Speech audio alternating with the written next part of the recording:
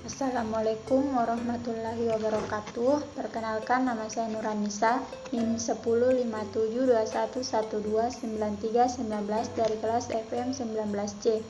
Pada video kali ini saya akan membahas mengenai rasio solvabilitas.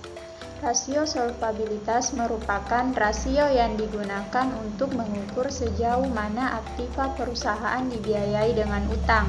Dalam arti luas dapat dikatakan bahwa rasio ini digunakan untuk mengukur kemampuan perusahaan untuk membayar seluruh kewajibannya, baik jangka pendek maupun jangka panjang apabila perusahaan dibubarkan. Adapun jenis-jenis rasio solvabilitas, yang pertama debt to asset ratio, kedua debt to equity ratio, ketiga long term debt to equity ratio, keempat times interest earned, kelima fixed charge coverage. Berikut contoh laporan keuangan neraca PT Ardra.biz. Yang pertama, debt to asset ratio merupakan rasio utang yang digunakan untuk mengukur perbandingan total utang dengan aktiva. Adapun rumus yang digunakan yaitu debt to asset ratio sama dengan total debt dibagi total aset dikali 100%, di mana total debt 3.800 dibagi total aset 8.000 dikali 100% hasilnya 0,475 atau 47,5%. Nilai rasio 47,5% menunjukkan bahwa kreditor mendanai perusahaan sebesar 47,5% dari total aktiva yang dimiliki perusahaan. Yang kedua, debt to equity ratio merupakan rasio yang digunakan untuk mengetahui perbandingan antara total hutang dengan modal sendiri. Adapun rumus yang digunakan yaitu debt to equity ratio sama dengan total hutang dibagi ekuitas dikali 100%, di mana total hutang 3.800 dibagi ekuitas 4.200 dikali 100% hasilnya 90,5%. Nilai rasio 90,5% menunjukkan bahwa kegiatan usaha dari PT Ardra.biz dibiayai oleh hutang yang nilainya 90,5% dari total ekuitas.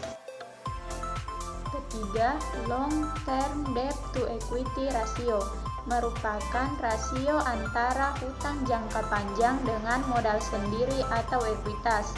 Adapun rumus yang digunakan yaitu long term debt to equity ratio sama dengan hutang jangka panjang dibagi ekuitas dikali 100%, di mana hutang jangka panjang 2.300 dibagi ekuitas 4.200 dikali 100% hasilnya 0,5476 atau 54,8%. Nilai long term debt to equity ratio 54,8% menunjukkan bahwa utang jangka panjang perusahaan besarnya adalah 54,8%.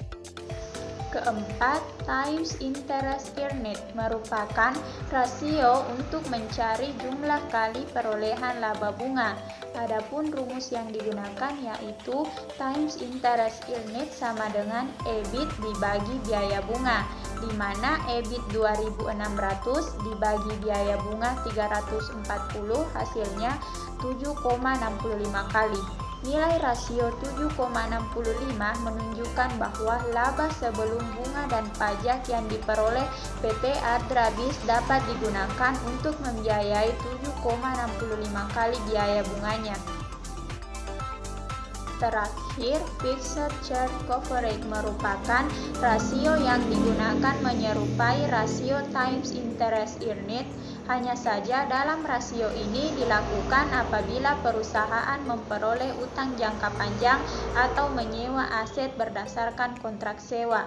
Adapun rumus yang digunakan yaitu fixed charge coverage sama dengan EBIT ditambah biaya bunga tambah hutang sewa dibagi biaya bunga ditambah hutang sewa. di mana EBIT 2.600 ditambah biaya bunga 340 ditambah hutang sewa 60 dibagi biaya bunga 340 ditambah hutang sewa 60 sama dengan 3.000 dibagi 400, hasilnya 7,5 kali. Rata-rata industri untuk fixed care coverage adalah 7,5 kali dan ini dinilai kurang baik karena masih di bawah rata-rata. Adapun kesimpulannya, mengetahui rasio solvabilitas perusahaan adalah hal penting untuk mengetahui sejauh mana perusahaan memiliki kemampuan untuk melunasi atau membayar segala pinjaman melalui jumlah aktiva yang dimiliki. Mungkin itu saja yang bisa saya sampaikan. Sekian dan terima kasih. Wassalamualaikum warahmatullahi wabarakatuh.